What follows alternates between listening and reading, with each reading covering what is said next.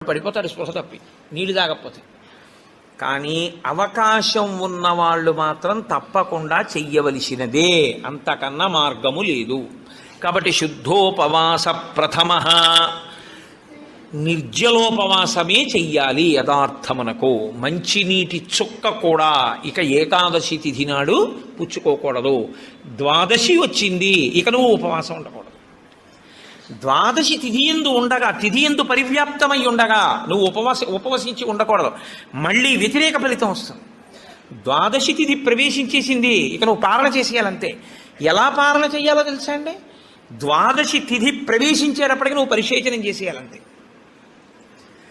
ద్వాదశి ఉదయం 6:30కు వచ్చింది అనుకోండి, మీరు 6:30 లోపల మీ భార్య గారు మీరు సంధ్యావందనం అనుష్ఠానం పూర్తి చేసే లోపల ఆవిడ మహానైవేద్యం సిద్ధం చేసి తీసుకొచ్చి ఇచ్చేయాలి.